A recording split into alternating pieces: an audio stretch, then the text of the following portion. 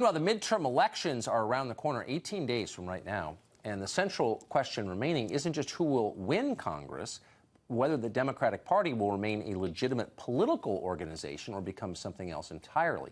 Elements of the Democratic coalition are becoming radical. Some are threatening violence, some are advocating violence.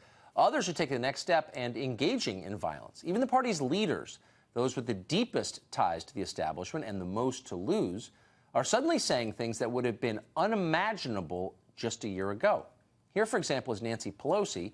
Watch her explain that people will be hurt in order to achieve the Democratic Party's goals, and that's okay. Watch.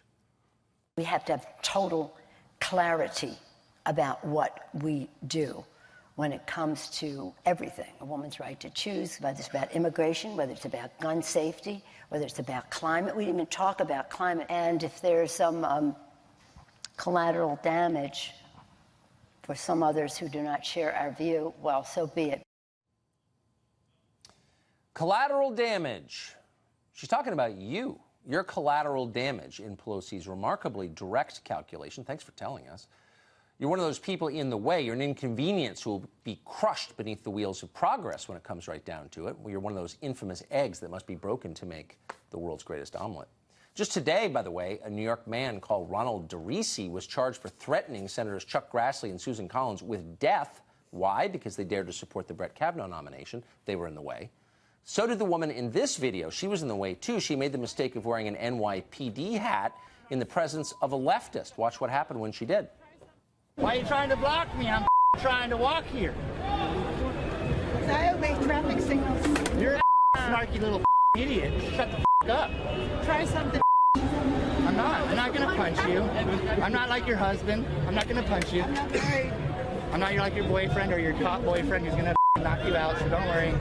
My husband died in 9/11. Good for him. Good. Good. Those NYPD were a bunch of sodomizing immigrants with their bully sticks. So yeah, your husband probably should rot in the grave. I'm glad your husband died in 9/11, says a representative of the youth wing of the Democratic Party. Ann Coulter has been watching moments like these for the past 3 years and writing about them. Her new book is called Resistance is Futile: How the Trump-Hating Left Lost Its Collective Mind, and she joins us tonight in studio. Ann, it's great to see you. Thank you. Good to be here. So what does the Democratic Party look like 19 days from now? How do they put this all back together? They showed us who they are. What are they when the smoke clears? I wouldn't judge how they do this fall by assume that these comments are beloved by the people. I mean, I think people have to remember a blue wave is the historic norm right now. It's very possible they'll take control of the House. Luckily, and I think a lot because of some of the things you just showed, and of course the reaction to Justice Kavanaugh, it doesn't look like they're going to take the U.S. Senate, but they ought to be having a huge blue wave, and they probably won't have it because they're insane. They've gone mad. But the people who run the party, who are vested in it, I mean, the people who hold office or who, whose livelihoods depends on the Democratic Party, I mean, they must be getting nervous because they can't control their base. No, they do this all the time. I mean, they did it after Ferguson. In order to help the Democrats win an election, they are willing to gin up race hatred, as they did after what happened in Ferguson. They're willing, at this point, after Kavanaugh and continuing until the election, to gin up mentally ill women. And they can't control them. I mean, once they've done it, they just walk away, and you have... I mean, you've seen the statistics on the Ferguson effect written about by Heather McDonald, among others, that the rate of blacks being murdered went up astronomically after Ferguson, and particularly in cities where there was an alleged police racist shooting. Incidentally, I've noticed that police suddenly stopped engaging in racist attacks on black people once they started wearing body cameras. You notice how they just sort of went away? I did notice the that. ACLU is actually suing some cities to make them stop wearing body cameras because they keep getting caught making false allegations of a racist cop, as a Princeton woman did. A Princeton professor made a false allegation of a cop racist stop, and there was a body camera.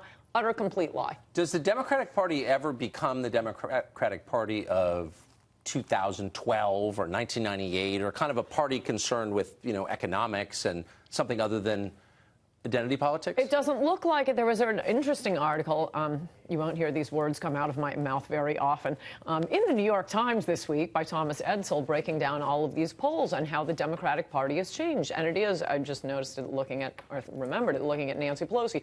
White liberal women have just gone off the charts on left-wing craziness, and it has nothing to do with economics. The Democratic Party, as some of us kind of noticed during the Clinton era, that was when began during the Clinton era, just abandon the working class, abandon the flyover people. It is pedal to the metal on identity politics and the yuppie lifestyle. It's basically the moms party in of Marin and Georgetown. Yuppies and welfare recipients. That's the modern Democratic Party. That's never been put more crisply or truly. Ann Coulter. Thank you. Resistance is Futile is her excellent book. Thank you.